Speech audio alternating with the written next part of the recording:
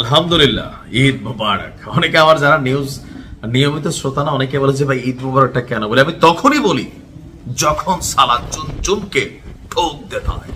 আউ নাম নেই লেতা, মানে আমার একটা হিন্দি ছবির ডায়লগ মনে পড়ছে। কারণ এই মুহূর্তে আপনি দেখেন, যখন নেতৃত্বের মধ্যে একটা চার্জ আপ থাকে, তখন নেতৃত্বের নিচে যারা থাকে তাদের প্রত্যেকে কিন্তু চার্জড হয়ে যায়।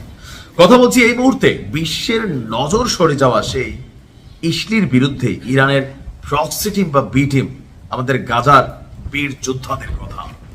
মানে ইরানের মধ্যে যে অভিযান চলছে বা ইরান যে অভিযান চালাচ্ছে, এরপরেই মোটামুটি চার্জ আপ হয়ে গেছে ইরানের টোটাল প্রক্সি টিম। অথবা ইসরায়েল যেমন আমেরিকা যেমন কাউকে সাইজ করতে হইলে ইসরায়েলকে ব্যবহার করে, তাদের বিভিন্ন সংস্থাগুলোকে ব্যবহার করে, ইরানের এমনি টার্গেট করে না। আমি আবারও বলি, যারা নতুন নতুন নিউজ শোনেন, মধ্যপ্রাচ্যে ইরান একমাত্র শক্তি যারা তাদের প্রক্সি টিম পালে। প্রক্সি টিম বোঝেন নাই, অনেকে বোঝেন আবার বোঝানো নাই। ধরেন আমি একজন এমপি, কথার কথা, তো আমার আপনার সাথে ভাই গোসা উঠছে, তো আমি করবো কি, আমার XYZ যে কালা, তারপর কি ধরেন কালা বা রহিম, তারপর কান কাটা রমজান, এরকম কিছু থাকে না যে বুলেট বাবু, তো এদেরকে বললাম ভাইয়ের তো মাইন্ড লাগছে, যাই আপনারা দিব ঠুস করে একটা। তো ইরানও এরকম প্রক্সি টিম পালে। এরা কোথায় থাকে? এরা ফিলিস্তিনে থাকে, এরা লেবাননে থাকে, ইয়েমেনে থাকে, ইরাকে আছে, সিরিয়া আছে।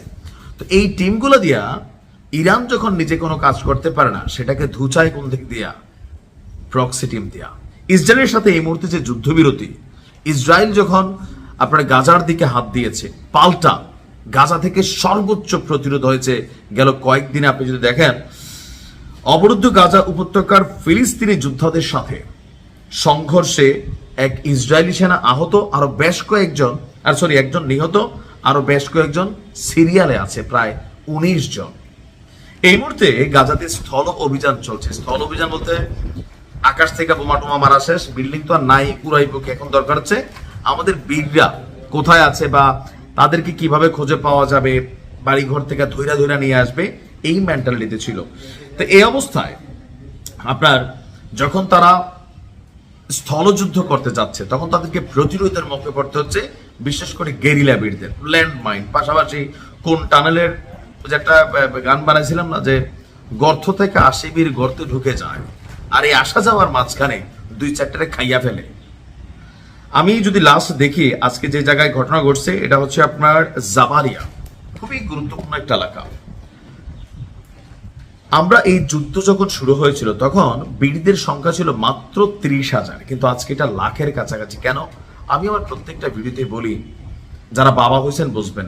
আমি সর্বশেষ একটা ভিডিও দেখছিলাম যে একটা ছেলে মরে শুয়ে আছে। আমি এটা যখনই চিন্তা করি আমার চোখে পানি আসে। তো তার ছেলেটা হয়তো ধরেন কথার কথা কিন্ডার জয় টাইপের একটা চকলেট পছন্দ করতো। বাবা গেছে, বাইরে থেকে আইসা দেখছে ঘর দুয়ার শেষ, বাচ্চাটা মারা গেছে। এই ভিডিওটা অনেকে দেখছেন, তাই না? বাবা বসা ছিল পাশে আর কান্না করতেছিল একজন পিতা হিসাবে। তো সেই প্রিয় চকলেটটা মৃত ছেলের হাতে এভাবে দিছে। অনেকক্ষণ কান্না করতেছিল যে চকলেটটা কিনাই না, ছেলেটার চকলেটটা খাওয়াইতে পারে নাই, এটা কাফনের কাপড়ের সাথে দিয়ে দিছে। যদিও এটা বেদাত, বাট একজন পিতার আবেগের সামনে। তো এই যে পিতা যিনি তার সন্তান হারালেন, এই যে স্বামী যিনি তার স্ত্রী হারালেন, এই যে দৃশ্যপট যারা এগুলো হারাইছে, তাদের অনুভূতি আপনি আমি এই কমেন্ট স্ট্যাটাসে বুঝাইতে পারবো না। গেরিলা বীরদের সংখ্যা বৃদ্ধি পাওয়ার একটাই কারণ, যার পুরোটা ফ্যামিলি শেষ, ঘর বাড়ি বসত শেষ, তার এই জীবনটা তার কাছে বোঝা। সে চিন্তা করে আমি একজন মরমু, 10টারে মারবো। এটা খুবই মানে একটা জাতিকে কোন জায়গায় নিয়ে যেতে পারে আপনি ভাবতে পারেন? বাংলাদেশ সরকার প্রধান হলো কেমনে, একটা ছেলে মারা গেল, বাকিরা বললো যে মারেন একদম বুক চিতায়া। যারা মারে তারা ভয় পাইছে, কি বলছিল, একটা মূল্য আরেকটা দাঁড়াই যায় স্যার, ওইটাই। এই জাতির পরাজয় হবে নিশ্চিত। আর ইরান এখন প্রক্সি খেলছে, খেলা দরকার, সাইজ করতে হবে। ভালো থাকবে।